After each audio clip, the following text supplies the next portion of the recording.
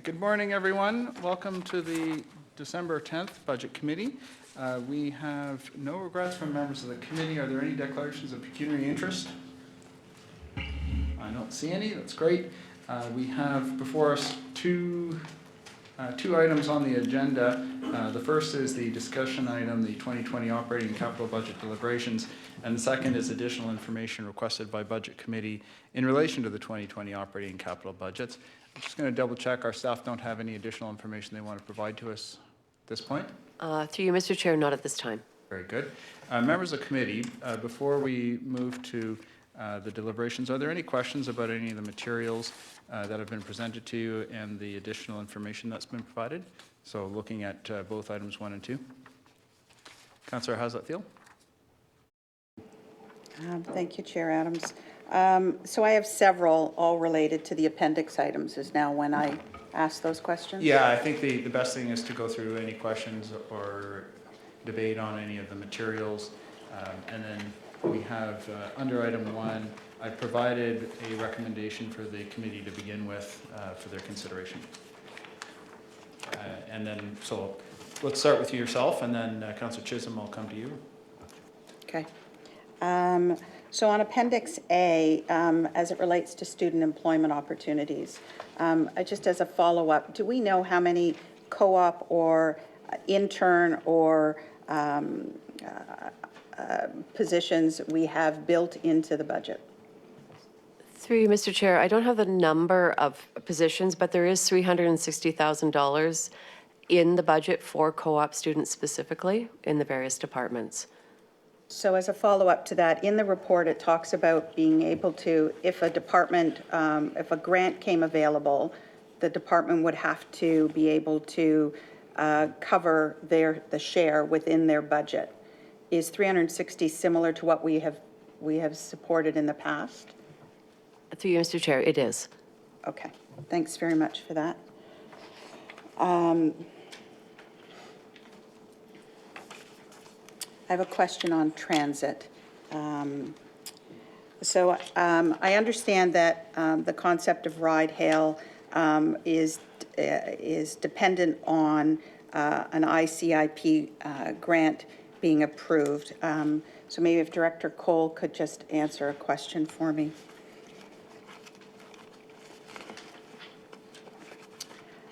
So thank you very much for your report, and thank you for providing some different options. I understand that ride-hail may have a bit of a hiccup in terms of an ability to deliver a pilot in 2020 as a result of maybe the timing of receiving news of whether or not we qualify for the grant.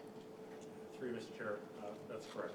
So there's two parts to this as to whether or not we can meet a September date.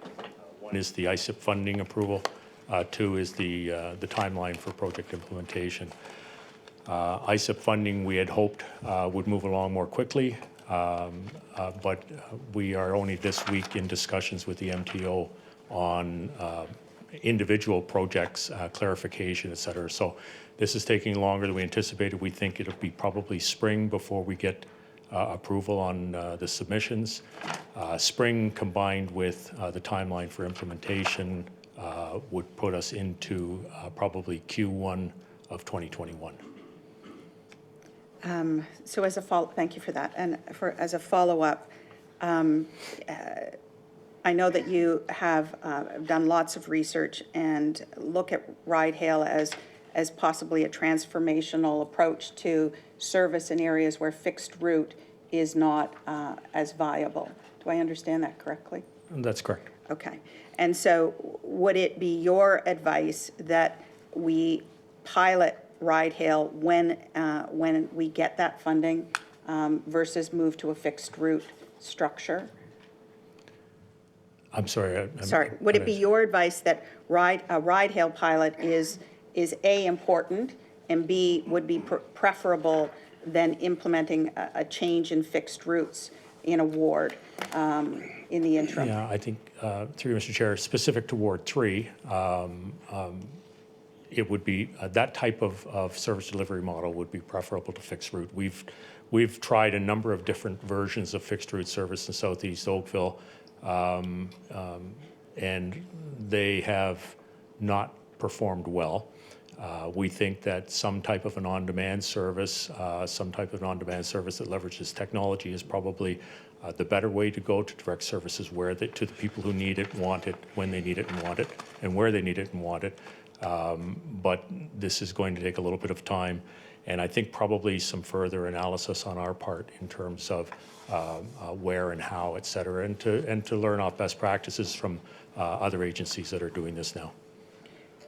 So I'm going to ask you, Chair Adams, if I have a request for report that would relate to this, when do I make that request?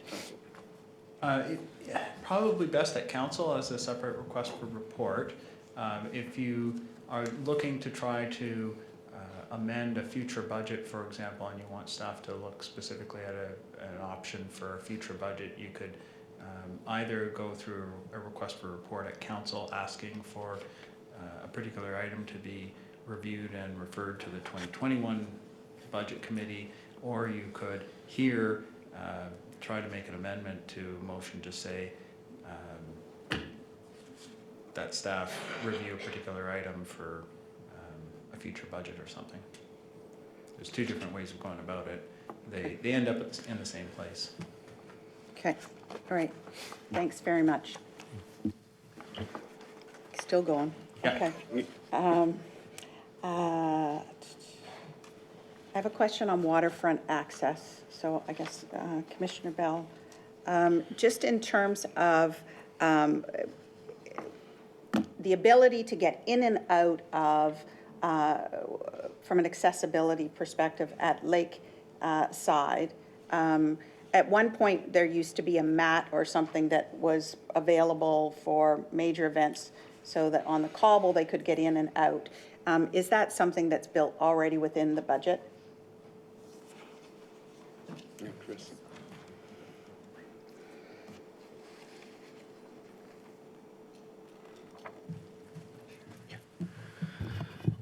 Through you, Chair Adams, I've had the conversation with Lost.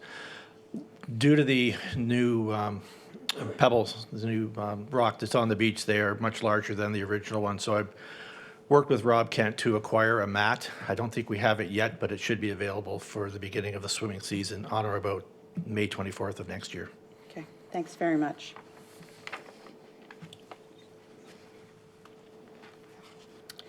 This one is for, related to the PXOs, and radar is still here? Maybe not? Yeah, she's here. Yeah. Okay. So my question is, given the change and the regulations that have been coming out in regards to photo radar, what is your advice around this investment in the RDS versus the photo radar? Through you, Chair Adams, our advice on this remains to move forward with this the school zones on major roads program as was outlined in the report. So including the investment in the radar speed display signs for those 20 areas. We have been investigating what an automated speed enforcement program would look like in Oakville, and would likely involve a rotating camera. And so we would still recommend that we install the radar speed signs in those school zones so that there's something there full time. And if a an automated speed enforcement program was improved and then moved to one that involved permanent cameras, we could look at redeploying those radar speed signs. Okay, thank you for that. So my other follow-up then is on the PXOs. So I think people know that I'm pretty passionate about the fact that, as others are, about this whole feeling of safety crossing the streets, and that we can only do so much each year, but that you gave us a report that said we could get to 15 this year. Yeah. With additional cross-hatchings, if we added around $280 some odd thousand to the budget. Does photo radar change your advice around PXOs? Through you, Chair Adams, no, it doesn't. I think pedestrian crossovers are still an important part of mobility in the town, and the there will be limitations on what is included as a community safety zone, and so pedestrian crossovers are applicable wherever people have a need to cross the road, whether it is designated as a safety zone or not. So that's still a recommendation we would make. So that finishes off that section. I have a question on the north-south active transportation routes. We'll be efficient and keep you up here. Could you fill in a little bit more about the north-south access? What specifically would we accomplish with the investment of $100,000 in terms of an analysis about the north-south? Can you just give us a little more detail? Yeah, through you, Chair Adams, through the Midtown EA, preliminary design work was undertaken for the two north-south crossings, one on the east side of Trafalgar, one on the west side, that are designed for active transportation use. Those preliminary designs were based on the ultimate Midtown network being in place. So they connect two roads that either don't exist today or exist but are in different alignments from where they will be ultimately. Okay. If we were to accelerate the construction of those two active transportation crossings, they need to land somewhere. And so the $100,000 study would help us determine whether we looked at new ultimate landing points for those structures or whether there was an interim plan that we could implement to allow us to accelerate the construction of those facilities without having to do the connecting road work. So in terms of the connection with Trafalgar, so the region is doing their work on the north part of Trafalgar. Yeah. Connecting over that bridge, that's the east connection that's in the diagram. Is that correct? The east connection is, on the east side. They're separate. They're not connected physically to Trafalgar, but they run parallel. So they run parallel, and are they both active transportation, pedestrian, and bus ultimately? No, through Chair Adams, they are active transportation facilities only. The parallel road, the north, which is also called a north-south crossing. Yes. Is further east. And that would be a facility that would take motorized vehicles and would connect into the future bus loop on the east side of Trafalgar Road. So that would not be clearly shown on that drawing. Okay, so at some point within the Midtown plan, we intend to have a access route that comes down parallel to Trafalgar.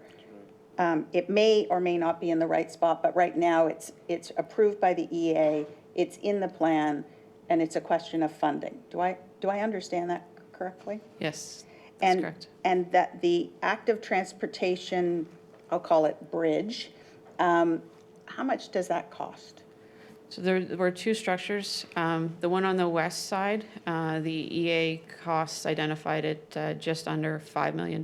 So that's a 2014 figure.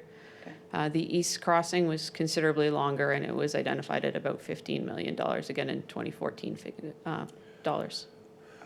Okay. All right. And in developing that plan, just for my edification, was the public, including the cycling community, actively involved in those two locations in those two locations? Through Chair Adams, it came to the town just after the Midtown project EA completed. So I wasn't personally involved, but I do understand that the public consultation work, the visits with the affected landowners, all of that was quite comprehensive. And so, yes, I'm confident that they had the opportunity to provide their input and to be consulted on that. I was here when that did happen. And yes, there was quite an extensive consultation program with all stakeholders when we brought forward the Midtown EA.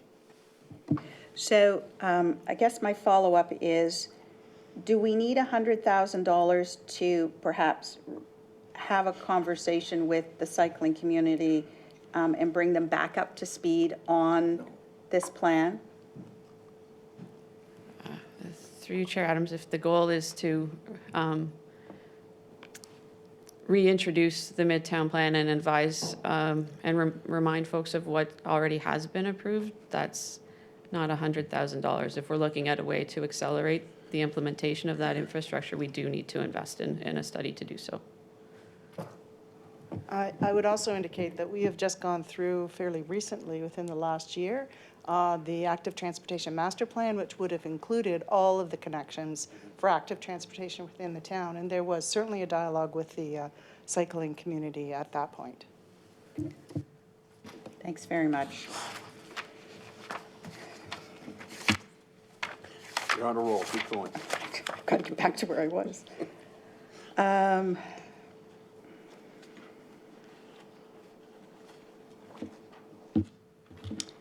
I'm on Appendix M and the overtime costs from year to year.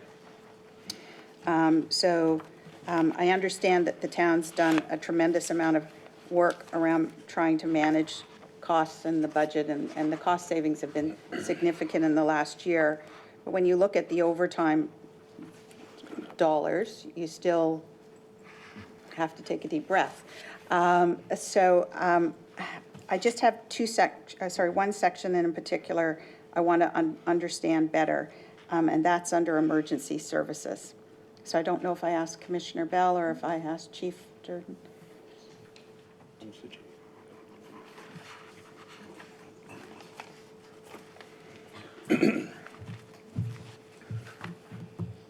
So, good morning. Good morning. Thanks for being here. I'm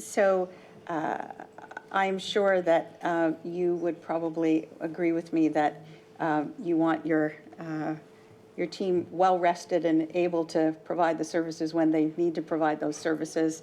And so I'm sure you don't enjoy seeing $1 million plus in overtime. But could you maybe fill in for us what kind of work you do around trying to manage the overtime costs? Because I think you'd also agree they're pretty substantial.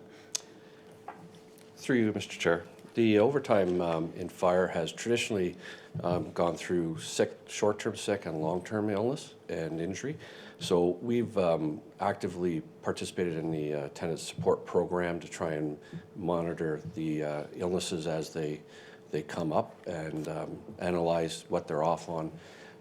Primarily our biggest driver in the last number of years has been our long-term illness, someone who's off for surgery or was in a vehicle accident or WSIB claims. They're the ones driving. And earlier in 2019, this year, we had 11 long-term illnesses, which really substantially hurts our suppression division because we have to fill that back with overtime every day to maintain our minimum staffing. And can you just help me understand why that is has to be at overtime? Is there no latitude to have a partial or temporary replacement for an individual? Through you, Mr. Chair. The suppression staffing, we have a minimum staffing we have to maintain every day on each truck. Minimum on pumpers is 4, on the aerial is 3, rescues is 2. And that allows us to function in every potential call that they go to and have on-scene staffing for our worst-case scenarios of fires. So our ability under the contract is we have to fill basically by overtime of current firefighters, and we have no options right now to bring someone in part-time. If you're on modified duties, you're not on the truck. You're actually doing other stuff. We need active, full, capable bodies to be on the truck every day. So the result is we end up having to fill it with an active firefighter who's capable of working the whole 24 hours. Or if it's a casual illness, someone goes homesick, we'll fill it based on the time that they go home. So our modified program that we have to try and bring people back early, they're not actively in suppression on a truck. Right. Okay. While you're up. Sure. So I have a question around fire prevention, the public education, and so the 4 headcount requests within your Yes. department. And thank you for the report that shows us what other municipal fire services are doing. And I understand that it is not always an apples-to-apples comparison. Everybody does a little bit of their own way of approaching the challenges that we face. In terms of the role of the public educator, Yes. could you just maybe describe that? How does that differ from a fire prevention officer? The public educator is primarily out there doing public education within the school system with our seniors, mainly through the identified groups that we have that may have more risk than others. And right now we have increased our public education in the school system, so we're now delivering our early education program from K to grade 3. It used to be just grade 3, with the intent that when you deliver that to the younger people as they grow, things will actually get better when it comes to fire and life safety, because they're actually educating the parents. And so that's primarily a focus as we get into our seniors groups, we get into the schools, and we also do the tours when we have other service groups request speaking engagements and or tours of our training campus prevention. So the difference there is they're solely for public education, where the inspectors, they do some public education on the side when there's a demand for it, but they're solely doing inspection, enforcement, investigations of fires, and what we're legislated to do as well as from an enforcement perspective. Thanks very much. No problem.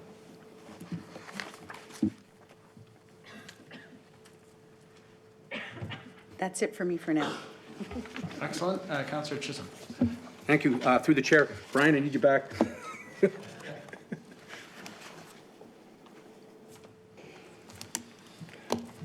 A couple of clarifications. Yes, the overtime stands out like a sore thumb, with all due respect. So the drivers, when you say WSIB and so forth, that's not the calculation you're using for staff to fill those positions because they're on long-term disability. So that's the overtime. Okay, I wanted to have that clarified. How many LTDs do you have right now ongoing? Through the chair, we have currently one LTD claim that's currently ongoing, and WSIB, I think we're down to 6 currently. 6. So is it safe to say with the one LTD and the 6 in WSIB does not equate to the total amount of your overtime? That's correct, no. So it's safe to say that the overtime is backfilling for sickness and whatever other circumstances? Through you, Chair, Mr. Chair Adams. The overtime backfills for not only the WSIB LTD, it also backfills for those that are off long-term, I call it long-term sickness. So they're off between 28 and whatever their return is due to injury, so that creates a body missing. And then their overtime will also be generated by a casual call-in at 6 o'clock this morning for today. Okay. It just looking at the overtime schedule, it seems it's on the rise, and there are probably 3 departments that are very high on the overtime. I'm hoping that there's good oversight and discretion with respect to the overtime. That's just a comment. I see it moving in that direction. The question, I guess, maybe from HR, I'm not sure on this one, with respect to the overtime, the FTE gapping that we've had this year, would that be considered the overtime is increased because of the gapping? I'll ask the staff for that, sorry. Through you, Mr. Chair, it wouldn't be the case in fire, I wouldn't say. But in some departments, it absolutely has. So as positions have been kept open for various reasons, in some cases, it would create a little bit of overtime requirements, but the overtime cost would be more than offset with the gapping. Would it be safe to say, Nancy, if knowing this year is a very special year with the gapping, with FTEs not being filled, knowing full well after amalgamation, everything's settled, now we're starting to fill those positions, that savings or gapping is not going to be sufficient like we've had at this point in time? And would our overtime reduce because of it? It may, through you, Chair Adams, it may reduce a little bit. There are some departments where that has been a case. I can think of purchasing and finance, where through staff turnover, retirements, we were short-staffed. It's a very small unit. had to have overtime in order to get the contracts awarded and everything out on a timely basis. So that would go down next year because now we'll be full staffed. There will always be a little bit of overtime in departments. There are peak periods where it's required, and we budget accordingly for that. But the gapping, it was an unusual year, 2019, and that's why you saw that with the variance report as well. So it should go down a little bit next year. Well, it seems the reliance on all the explanation, it's all about gapping and savings with respect to FTEs not being filled. And I understand that. And so what my concern is that this has been a special year, but when we get into 2021, 22, that's not going to be the same situation with respect to savings on the salaries or gapping situation. So I'm hoping that with the filling of these positions, that our overtime will drop exponentially with respect to the increase in filling our FTEs. Is that a safe assumption? Through you, Chair Adams, departments are very careful in managing their budgets, and they have been managing the overtime. As they fill positions, they won't require the overtime that's being driven by that. So yes, it should go down. Oh, thank you. That's comforting. The only comment I would like to make is on Appendix H. The additional resource would be best applied to improve the pedestrian crossovers. Now, just give me a second to find Appendix H. I thought I had it marked out, but it moved.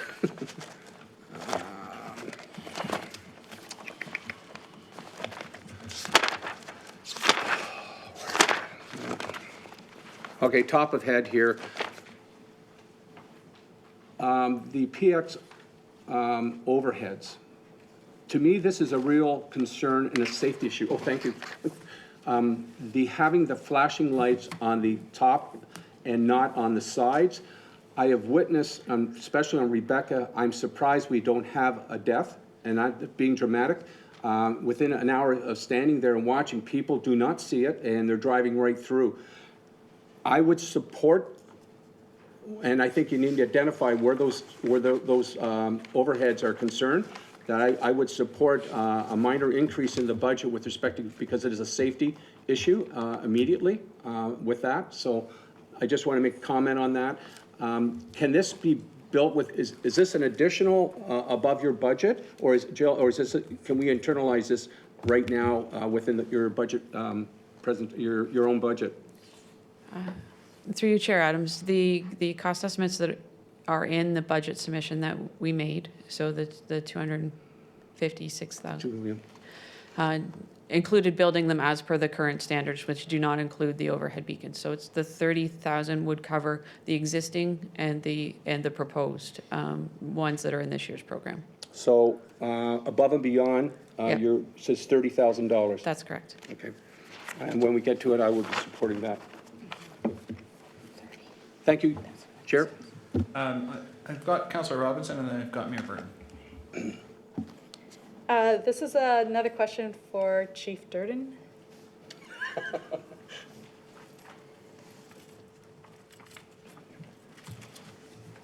Can you tell me how long we've had 24-hour shifts for the Oakville fire? Through the chair, yeah. sorry, through the chair.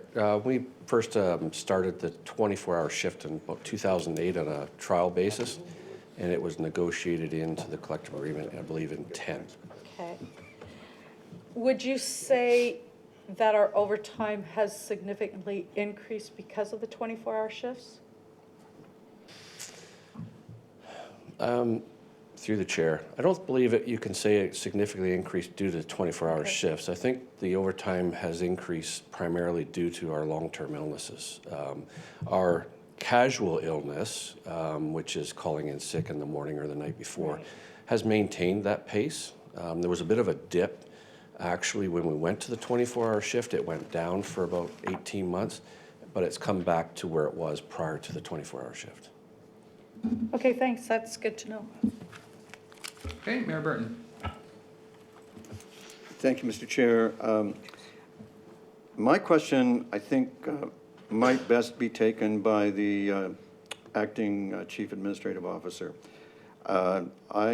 I wonder if you could talk about the relationship between overtime and managing headcount.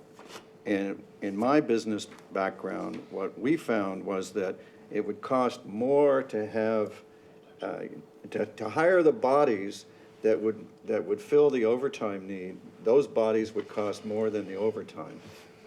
Is that at all prevalent in our planning? Are we, take fire for example, how many professional firefighters would we have to hire in order to have on-call enough people to fill the $1 million in overtime? Would we, in other words, be paying more in headcount than we would in overtime? So each year when we review the budget, we look specifically at overtime to ensure that, exactly as you say, would it be better for us to hire staff in order to cover off that overtime, or would it be better to deal with it through overtime? And so the analysis on fire has happened. We've done that. We've done that in other departments as well. And the conclusion has been there's always an element of overtime in any of the work we do. And when that overtime begins to exceed what it would cost us to hire a full-time, then we'd be recommending an FTE. So that's an analysis we would go through on an annual basis each time we bring forward the budget. Thank you for that. Councillor Chisholm, a follow-up? Thank you, Mr. Chair. Just a follow-up on that with respect to the overtime. If we filled or backfilled with full FTEs for overtime, we're still going to have overtime. Even if you fill those positions knowing it's $1 million, we got to go down the process. There's got to be overtime. I can see it happening. So it's not a definitive that, and I agree with what you're saying with respect. Filling those positions would not. I think it'd be a lot more money for us to do that. I guess the question I have here with the overtime is looking at, and I know in some instances some departments can't because of scheduling. Is there an analysis with respect to rejigging schedules to accommodate those times when there's overtime put in place? For example, if I have an employee who's working 9 to 5, Monday through Friday, but he or she has to work Saturday or Sunday, is there within the system to reallocate times, flex time, I guess what you would call it? Do we still have that process in place? Yes, the opportunity for flexing the time. I'll give an example of council meetings in the evening or committee of adjustment when staff need to stay later for those meetings. They would start much later in the day. So flex time is available.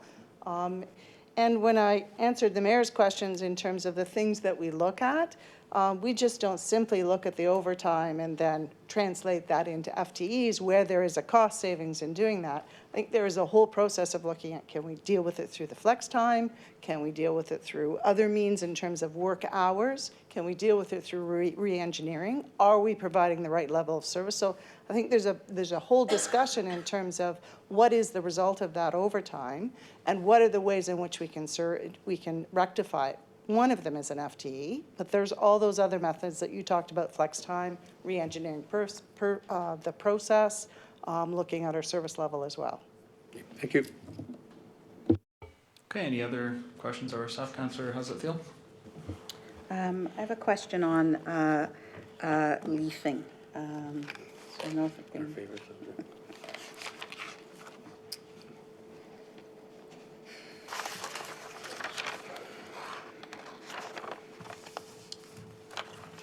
Good morning. Thanks for being here. Good morning. So, given the challenges we face with weather and have faced now for the last 2 years, with snow arriving right in the midst of leafing, I'm sure that you don't pray for that every day. But I'm wondering if there's additional analysis that could be brought to council that would maybe close some of the gaps in terms of how efficiently we can get to the leafs. I know you must be thinking about this when you get 100,000 calls. Is there any additional information or additional support you need to provide this important service? Through you, Chair Adams. Well, that's a good question. Certainly, every year we reflect on our operations, and you are correct. Winter or weather is sort of the biggest impact to our leaf collection operation. I could, in looking back in the past 10 years, that first half of those 10 years, whether we got winter was sort of a 50-50. In the latter half, it was pretty high percentage to get winter. And actually, these last 2 years, we had a bit more snow than we would regularly have. So that certainly impacts the operation. The other thing that sort of happens is, as part of the weather, colder temperatures actually delay the leaves being brought out to the curb or to the shoulder of the road. So basically, you end up, we have multiple leaf collection points, and unfortunately, the weather impacts when people bring their leaves out to the curb. So it's a little bit of a fluid issue. At the same time, too, holistically looking at it, I think through the last budget meeting, we talked about use of the regional collection service versus the town collection service. And there's also other opportunities, perhaps, for more greener environmental method of residents recycling leaves. Or mulching them for other methods. So I think there is a holistic approach that we can bring forward, and we'd be happy to take a better look at this. And if leading to a further report, we could do that. It's totally up to Budget Committee. Okay. So within the budget that you've provided, do you feel that we'll be able to provide in the fall of 2020 the level of service that the residents expect? Through you, Chair Adams, again, it's subject to weather. I could, again, using data from the past, and this year we were on schedule for leaf collection until we got winter. Using data in the past, certainly when we don't have winter weather, we are very close to meeting the schedule. We generally bleed into December the first week, and we do that to accommodate those properties that either bring their leaves out, or because of certain tree species, the leaves drop later. If we want to help the collection process, or I guess mitigate the impact to that service, certainly additional resources as outlined within the report would help mitigate any impact to leaf collection.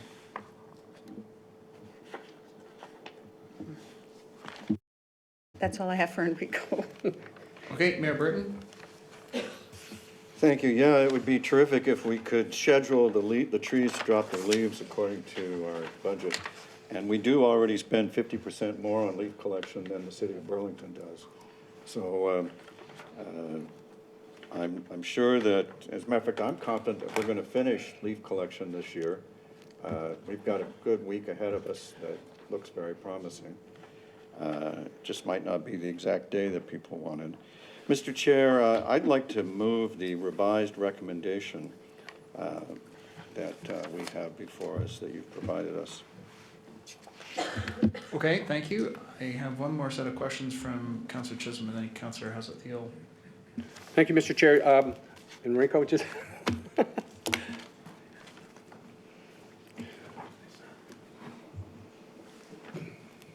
with respect to the leaf collections, I view this as a concierge kind of a service that we provide in Oakville. Could you, on top of mind, with respect to other municipalities, do they have this service with leaf, not in the GTA, but just in general in Ontario? Is there a lot of what I call vacuum leaf pickup programs? Through you, Chair Adams, It's a good question. I am aware of definitely several, in addition to what we've identified in the report. They're probably localized in certain older areas of the communities. I would say that it's not something that there's very few, I would say, that actually provide this service when you're looking at the entire context of all the municipalities within the province. Thank you. And the next question, and there seems to be, in my ward, with respect to the pickup through the region and then the town, is there the priority who should be doing the mandatory, I shouldn't use the word mandatory, but the leaf pickup? Is the responsibility of the region to be the primary and we're just kind of the secondary for leaf pickup? Is that the perception?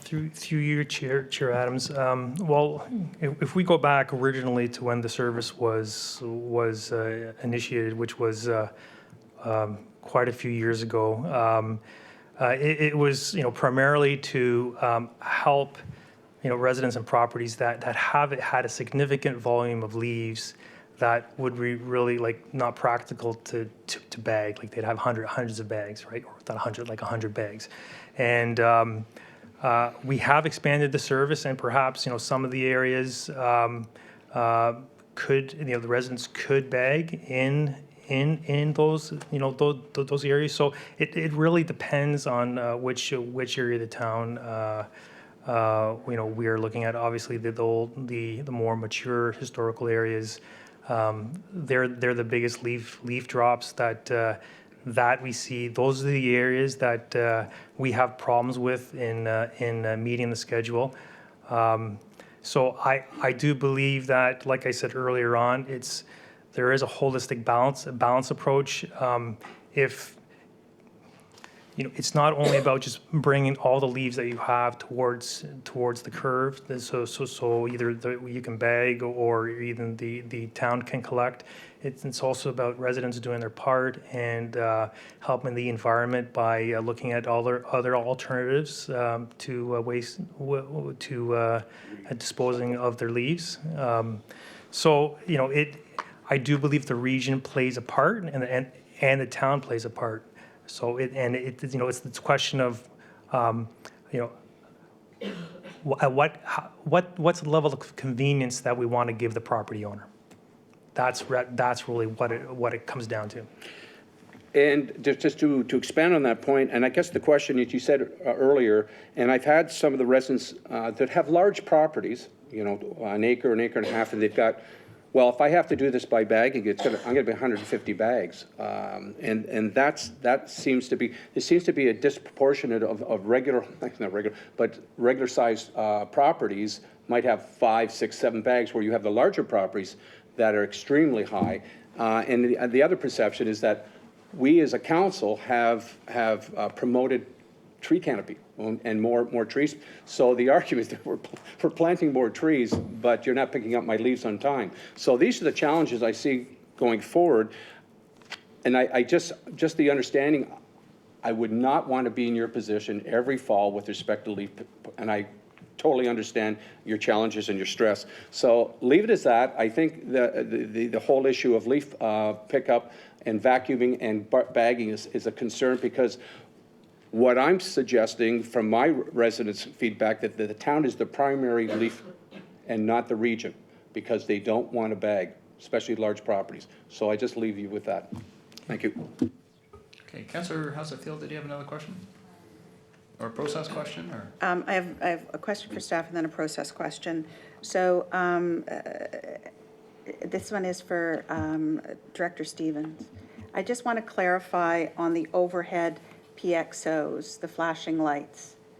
So I'm in support of what Councillor Chisholm is suggesting, which is that it's an important add. Is it $30K per PXO? Is it $30K to give all our PXOs the flashing lights overhead? Through Chair Adams, it's the second. It's for all of the Type Bs. Yes. Type B, yeah. And they would, and then if we were to make that change, we would build that into the future type Bs as well. Okay.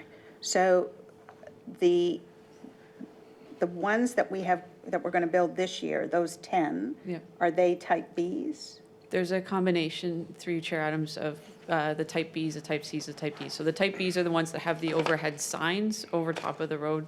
The Cs have the flashers on the sides, but don't have overhead signs, and the Ds are just signage. So it's only the type Bs that this would be applicable to. And there's a combination of all three types, depending on the type of road that they're crossing and the volumes. Okay. Thanks very much for that. So from a process, my process question is, sounds like we have at least one addition that we'd like to make and possibly one subtraction to the motion that's, or the recommendation that's been put in front of us. Walk me through how we do that, since Okay, this is. so before we get to the motions, I'm going to just double check we don't have anybody here to give us any information from the public, but Mayor Burton is planning to move the recommendation that's before you that I provided to you. And then if you wish to add or subtract, you would make amendments to that motion. Is that clear? Okay. Councillor Chisholm?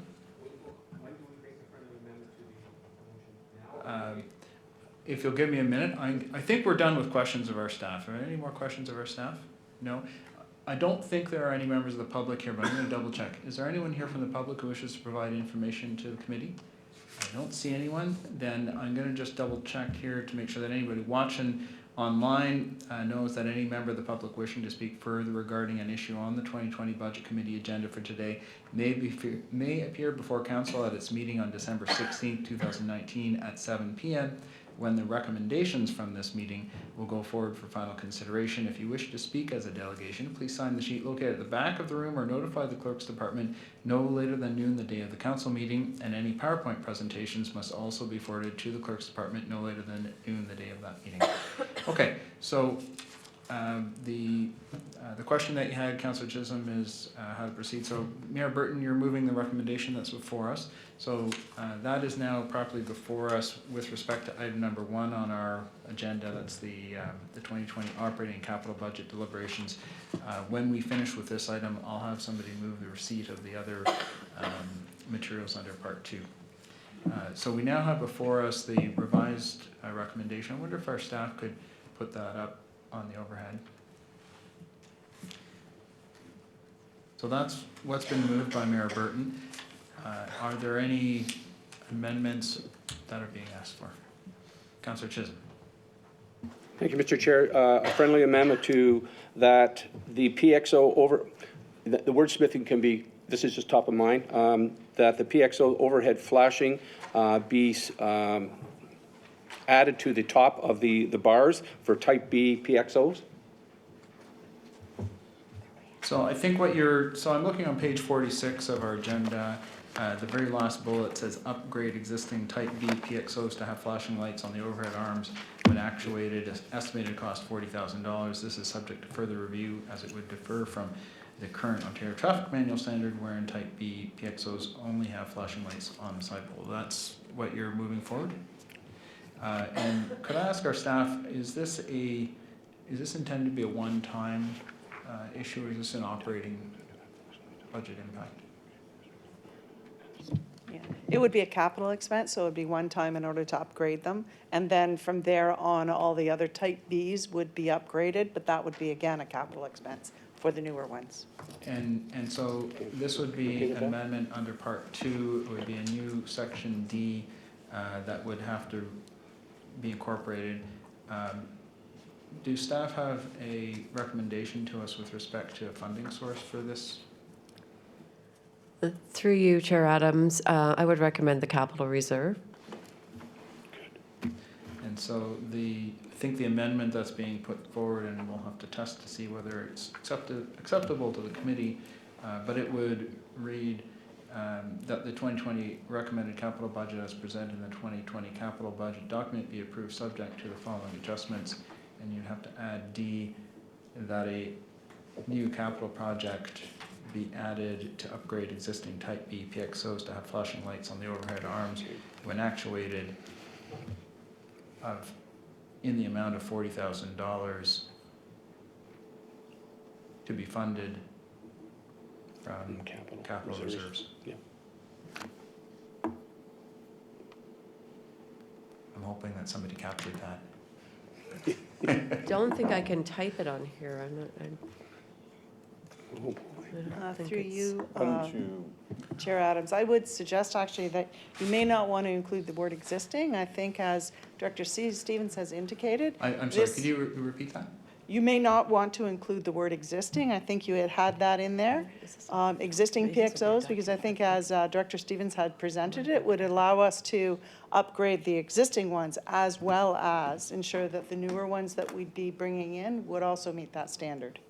Very well, so let me amend what I just read to upgrade Type B PXOs to have flashing lights on the overhead arms when actuated. before you go writing it, why don't you see if it passes? I mean, put Yeah. it on the screen. Yes, good point. Yeah, before you put it on the screen, does everybody on the committee understand what's being considered here now?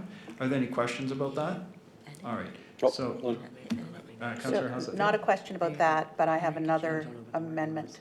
They have to So wait for it this. is a separate amendment, but if you wish to speak to this amendment, and if you think it changes how people will consider this one, you might want to say so. But what I'd like to do is test this one, and if it passes, great, we'll write it in and make the change. And if not, then we'll move to the next amendment. Everyone good with that? Mm-hmm. Okay, then all in favor of the amendment, please show your hand. And that passes. So could staff draft that in? Sorry, through you, Chair. I'm just wondering if the clerk has the wording, and I'll add it in here. Deflect. She's thinking. Okay, sorry, because I didn't get all the exact word. Oh, here, maybe we've got it. That a new capital project be added to the 2020 capital budget to upgrade Type B. Existing and. No, it's not existing, we're leaving that in. To upgrade Type B PXOs to have flashing lights on the overhead arms when actuated in the amount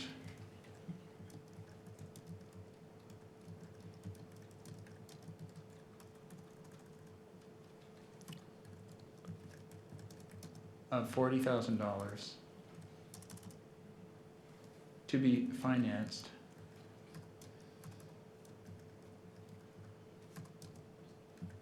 Oh. or funded. Funded is fine.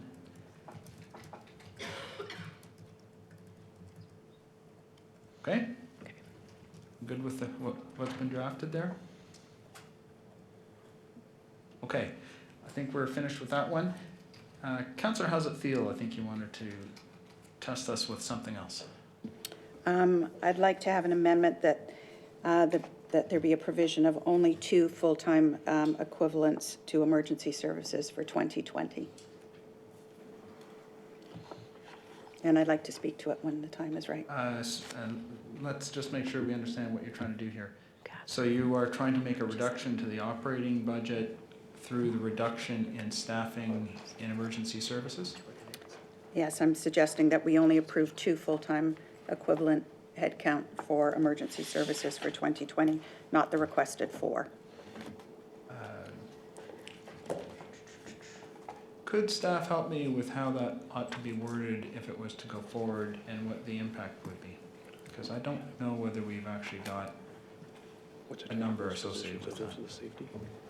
2 fire prevention, Budget's okay, just- and 2 system analysts. So give them half that, okay. Councillor, bear with us. I think we need to do some work on the fly, because I don't think our staff have a number attached to that specifically, that particular version of amendment. So we need clarification on which position. Okay. Oh, Through your Chair Adams, if we could get clarification on the two positions that you want to eliminate there. I think there are 2 fire prevention officers, a public education officer, and a systems analyst. So depending on which positions are not going to be approved, there are different personnel costs. Counselor? We don't have, to my knowledge, the particulars of what each of those positions cost. I have absolute faith in Chief Durden and the emergency services, if I knew the numbers, I would tell you the exact number to put in. I want to trust that if we say you can have 2 full-time equivalents, he may choose to have one be the public education and one be the fire prevention. One might be the system analyst and the fire prevention. I'd like to, if it's possible, I'd like to give him that latitude because I don't have those specific numbers. Through you, Chair Adams, we could propose that we put the highest value dollars of the 2 positions in. That would give the chief the latitude. What we need to do, though, is get the exact amount because it will change the tax levy requirement of the approved budget. So I might need a couple minutes for us to go away and just get that information. I'm going to let you do that, but in the meantime, I think Mayor Burton, you had an offering with respect to how to proceed. I think it's fine to wait for the information. I believe that, well, I support the request by the chief for the personnel. I know that he only asks for what he needs, and I won't be supporting a reduction in emergency services. Okay. I'm fairly confident that I would be of a similar opinion, and I don't know the minds of the rest of the committee. I think we probably could have a ballpark figure as to what kind of range we're talking about, probably in the order of $250,000 or so. It'll be a half-year impact as well. Yeah, right.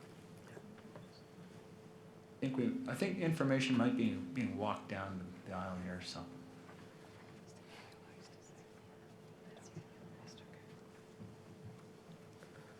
The 20, through you, Chair Adams, the 2020 impact, because these positions are all in for a half a year and then they would be annualized in 2021. So the full annualized cost of the 4 positions is $550,400. The half-year impact of the 4 positions is $269,900. And on top of that, there are computers and uniforms, et cetera, which add an additional $560,000. Oh, sorry, with everything in, it's $560,000. So if we did 2 of the lower levels, it would be about $125,000 in savings in the 2020 budget. And then about $250,000 annualized, correct? Well, yeah, it would be 2, yes. Because Yeah. we're talking half year versus full year. So we're talking about 125 in 2020, and then the other 125 impact happening in 2021. That's correct. And so I think it would be important to ask our chief with respect to this decision point, the timing of these positions, whether we would end up just seeing the same request come back a year later or 2 years later, wherein we would be funding the same positions anyway, but on a delayed basis. And so we might get the benefit of the 125 this year, but we'd see extra costs in our operating budget coming in a future year. So we would see a downward push this year and a spike in a future year. Is that correct? Through the chair, yes. Next year, we're doing our comprehensive risk analysis that we're mandated through the province, which will identify our overall risk. We haven't done one for a number of years comprehensively, so it'll be done next year, which is going to show us where we have shortcomings. So basically from that, you'd probably see additional FPOs, fire prevention officers requested in subsequent years after that. In addition to these 4? Potentially, yes. Okay, and so this is the starting point, recognizing there's more work to be done to determine future needs. Absolutely, yes. Okay, so what we're really talking about here is a temporary measure in as much as these needs and these positions are going to come back to us in a future year no matter what. That's correct. Yeah, this is a starting point to get us started down that path to help offset some of our current known shortfalls, and the comprehensive risk analysis will show us the full picture. We also had a conversation about overtime. The addition of these additional FTEs presumably would help with some of the FTE issues that you've got from time to time? In fire prevention, the overtime is managed. They only go out for overtime specifically for fire investigation and/or public event that we have authorized. So they're on a set budget for overtime. They don't actually require overtime to fill the seat if they're off sick. Okay. So there is no impact overtime with these positions. Okay. Is that satisfactory information? I have some additional follow-up questions then. Okay. Councillor, how's it feel? In the report that was provided about all the other municipalities, are we aware of, because their numbers are certainly not, we are currently comparable, if not much better, better than. Do we have numbers of what's happening with their budgets, particularly in Richmond Hill, Kitchener, as comparators?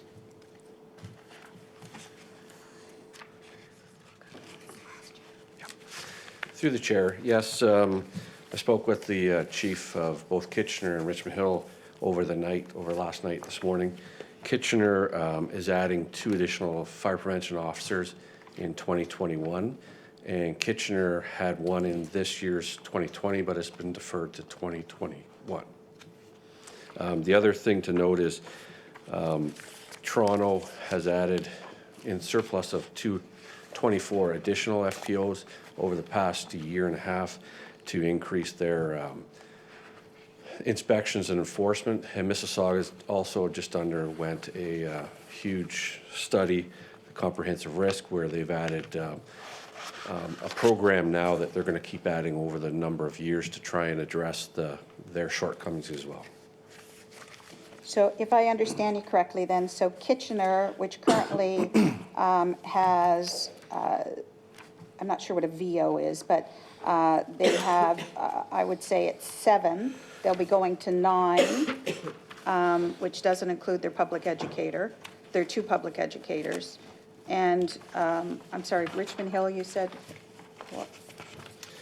Yeah, Richmond Hill currently have, through the chair, are adding 1 now in 2021. It's been deferred from this year. And the VO is a vulnerable occupancy, so Kitchener has 1 person assigned just to do all the inspections under the code for vulnerable occupancies, where our staff are district-oriented, so every inspector has so many vulnerable occupancies in his own zone that they're responsible for. So the report that's going to come out in 2020, what you're advising of us now is that that would be additional headcount on top of the 4 that you've requested for this year? Through you, Chair, potentially. What we're doing is we're going to do the comprehensive risk analysis, and when it comes in, we'll be able to determine where we are today in 2020 and determine then options of where we need to be to cover our shortcomings in the prevention and public education and enforcement. There's no guarantee at this point in time that will we need more staff. It depends on what the risk analysis says next year. Right now, we're trying to address the 2 fire prevention officers and public educator that have been identified back in 2007 master plan that we haven't been able to bring on staff in the subsequent 11 and 15 master plan. So this is actually trying to catch us up to what was recommended in 2007. So in the comprehensive analysis that's done, does it benchmark more thoroughly what other municipal services are doing? Can you give us a little more detail on that? Through the chair. No, the comprehensive risk analysis will look at your municipality as a whole, and it'll look at building stock, your demographics of your community, your fire risks, and there's about 13 categories it will undertake and do a complete deep dive into it and establish where you're actually delivering your service today And that gives you the tools to say, are we doing what we need to do under the Act, and what should our programs be, so we can base not only our public education programs and inspection programs, but also fire response. So it's a wholesome program to review the entire municipality. Okay. And are they at all compared to similar types of communities? You can compare, through the chair, you can compare different municipalities, but the issue when you start to compare municipalities, especially when you get away from suppression, like I'll take Richmond Hill for instance. Richmond Hill, when you get into suppression, they have less stations, less firefighters, but they have more access north, south, east, west with wider properties or wider roadways, where most of our north, south, east, west access, we have 2 highways, 2 rivers, a railway.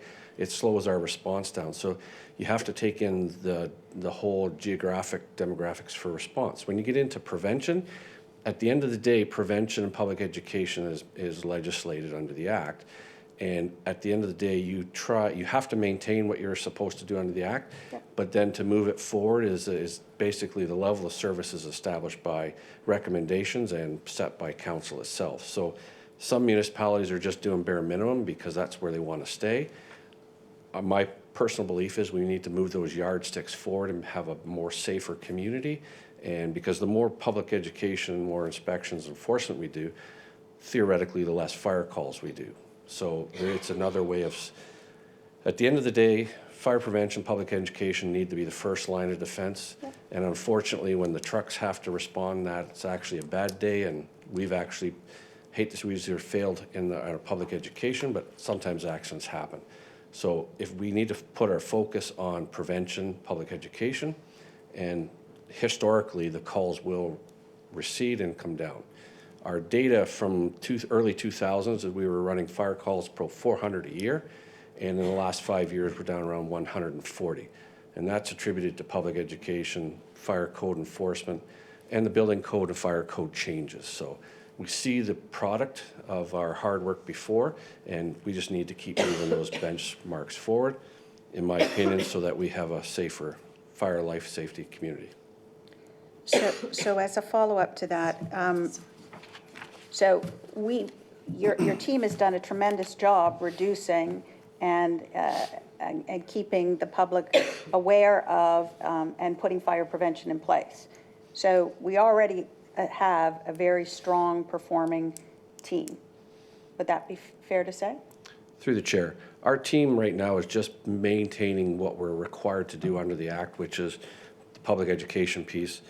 When it comes to enforcement and code and inspections, we're only doing complaints or requests. We're not actually getting out and doing anything proactive, because the volume right now, as we've grown, outpaces our ability to get out into the community and do proactive inspections where we should be doing, where we're not getting into different business types and residential types.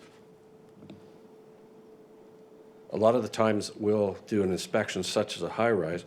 We'll do the inspection of a normal apartment building every 5 years or after every fire. We should be, in my opinion, when you see the standards, we should be there every year to every 2 years. And just because of timing and staff commitment, we're not getting into those buildings. So the comprehensive analysis that you're going to do in 2020 may or may not increase the head count, okay, a head count request.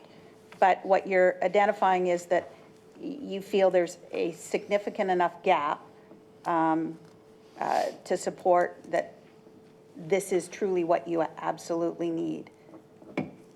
Through the chair, absolutely, yes. What we need is the current force staff to move the benchmarks forward. And those individuals that are on modified duties, are they able to support fire prevention? Through the chair, they are able to support in administratively functions, but they're not qualified to actually do any inspections under the codes. They can only assist with potentially some administrative functions in the office.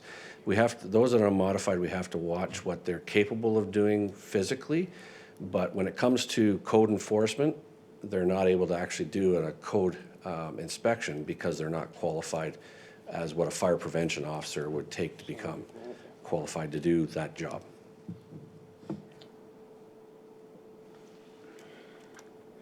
So my follow-up would be, can you qualify them to do that work? Through the chair, the fire prevention officer, if we take a firefighter today and they wish to go to fire prevention, it's a 5-year education program to get one person qualified in everything that they do to become a functional fire prevention officer. That's usually taking, and we've had a couple of those examples. We've taken one person and once a month, they're off on another educational program for 1 to 2 weeks. And it's over a 5-year aggressive program to get someone capable of being a full-time fire prevention officer. Thanks very much for all that detail. Okay, are there any other questions on this?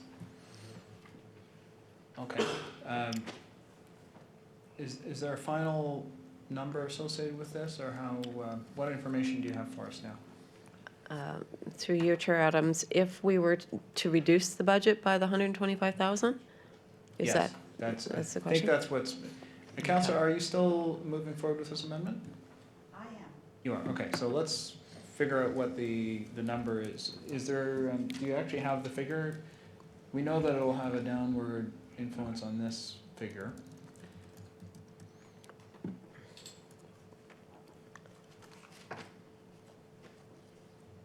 So it would be, sorry.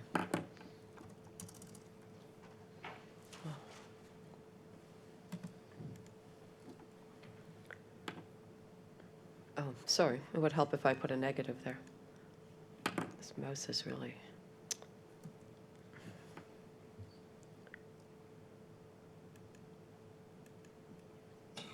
It does not want to.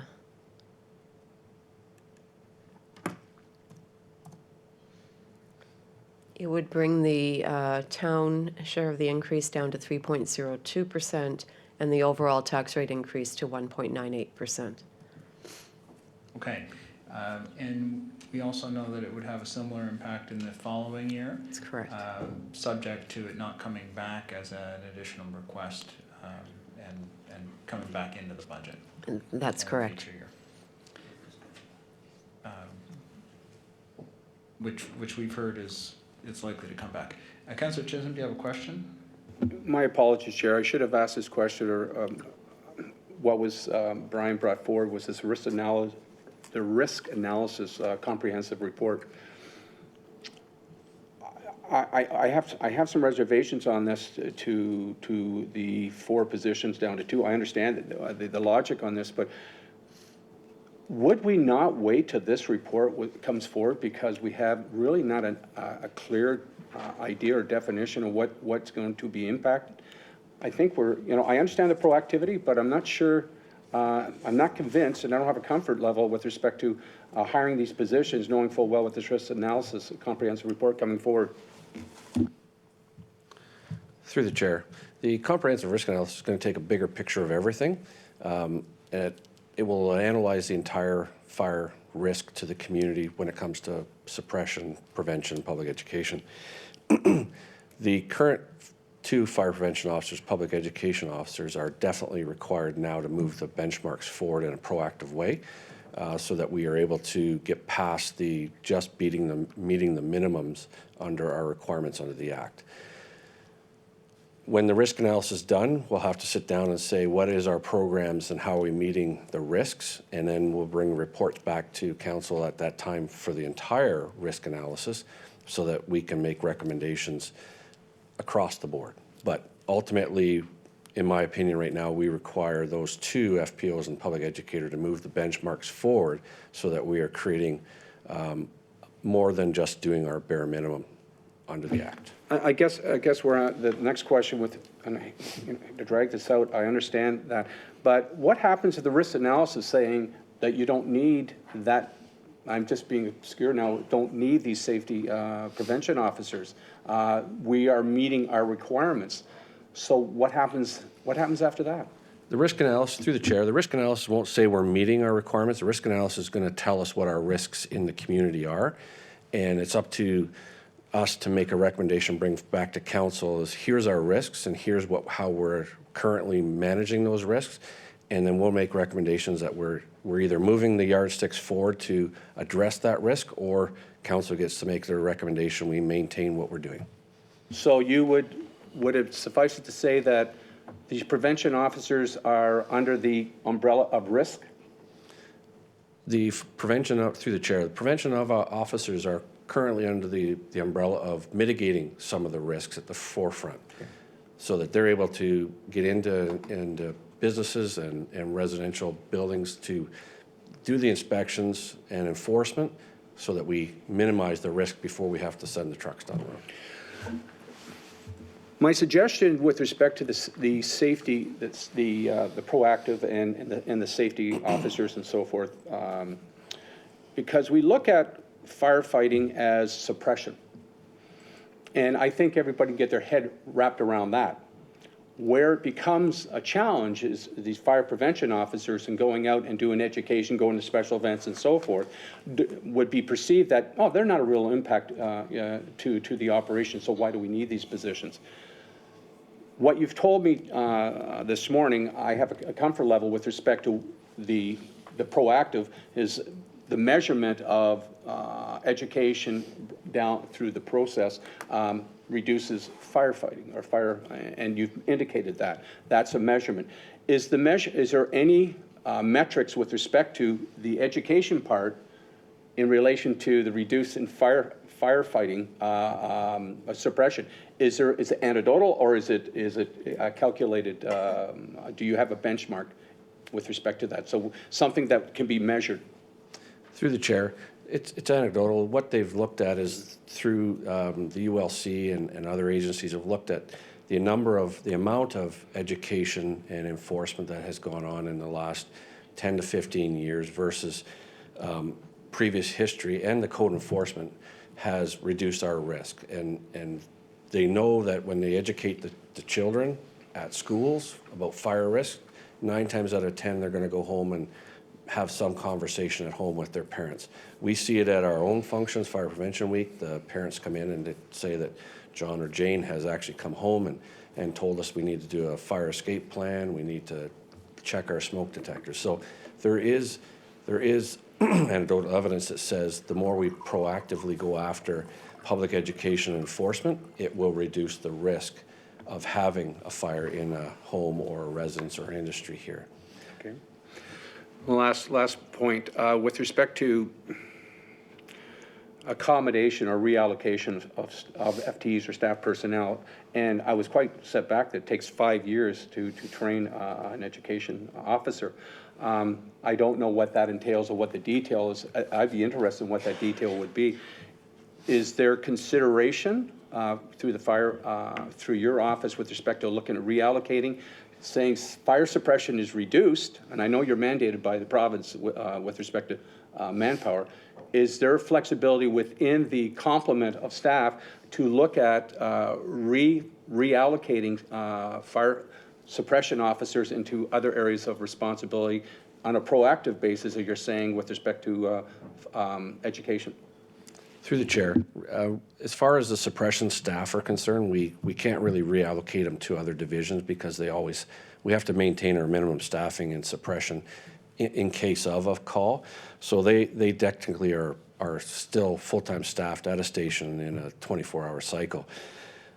What we can do is proactively have them assist the fire prevention officers. But again, there's a learning curve. As I said, if we started today to try and bring every captain or acting to a fire prevention officer's level, it's a long path because we're talking about 100 officers that we'd have to put through this process. And again, there becomes a huge expense with getting them there. Ultimately, that's a goal down the road, but it's a many year endeavor that we could undertake. The full-time fire prevention officers can hit the road providing it's a hired from outside. We'll have to go through the collective agreement process, but if we end up outside like we have in the last 15 years, we hire someone who's qualified to hit the road that day. Mayor Burton? Thank you, Mr. Chair. Mr. Chair, the chief is executing council's fire master plan. I voted for council's fire master plan. I support council's fire master plan, and I support the chief's requests. And I also have a great deal of trouble kicking a can down the road when I know that in the next year, we have to absorb the full year costs of a brand-new community center, only a quarter of the operating costs of which are in the budget in front of us. So we're, to create an opening now for some other additional spend is just going to create a more difficult budget year for us next year. Any others? Councillor, how's that feel? So with all due respect, I absolutely support emergency services, and I understand Chief Durden's desire for continuing to raise the bar on the services that we provide. I also think that the provision of 2 full-time equivalents, however he chooses to allocate them, moves him in a direction that council has chosen not to do on the last 2 budgets. And if we need to do 2 additional as a result of a comprehensive risk analysis, then we should be prepared to do that in 2021. And I would be more than willing to support those changes in 2021 when we see that comprehensive risk analysis. I didn't come into this budget to cut headcount or to do anything that took away from the quality and excellence of the services that are provided. I came into this budget with an open mind to consider how does everybody pull an oar and how do we continue to move forward. And I think the 2 full-time equivalent headcount addition does that for emergency services. It will then be up to us to have the courage to make a decision in 2021 to add based on the report they provide. So I stand by my amendment, whether it passes or fails. I think it is good fiscal management. It is respectful of the wonderful services that they provide. Any other speakers? Councillor Robertson. I see the changing mode in terms of aging at home and the amount of people that live in homes that are not part of what is managed through fire right now in terms of prevention, in terms of escape routes. And as our senior population grows, as people in wheelchairs and using walkers live in homes, I know that I've worked with fire talking about that. I would hate to see the chance to develop that program go because we didn't have the manpower to do it. I think we need to be proactive as people age in home and have ways that they can get out of their own houses. And that takes education. So I will be not supporting the amendment.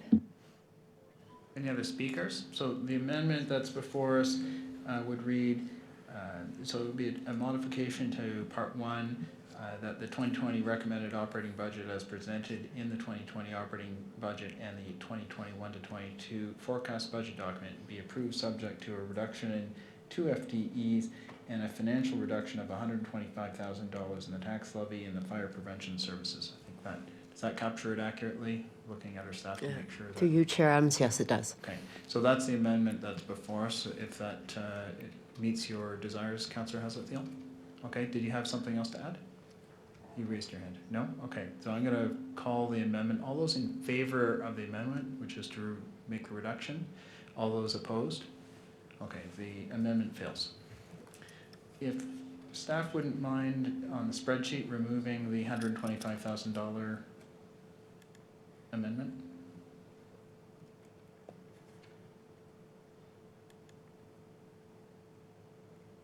Set that to 0. Sorry. Okay. Are there any other amendments? Councillor Hasletfield? I have just a process question. So there have been several requests that look like they would be better suited to either receiving a report, so as in what Leafing and Enrico mentioned, as well as potentially a report on ride hail for 2021. Are those items that, how would I ask that those reports be provided to allow for it to be considered for 2021? Both of them are fine questions, and the process question is a good question. You can do it in one of 2 ways. you can take it away, give it some consideration as to exactly how you want to word it, and bring it directly to council as a request for report. I'd be happy to work with you on that. And the alternative would be to make an amendment and add a part 9 to this motion that would ask that staff report on the particulars that you're looking for to get reported on. Both of them have an element of having staff consider the service process that they use, I think.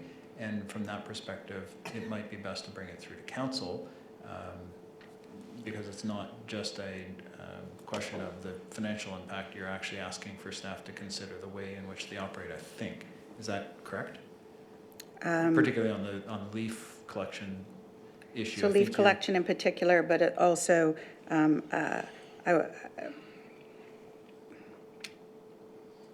I'd like some consideration of the ride-hail analysis to be ready for 2021.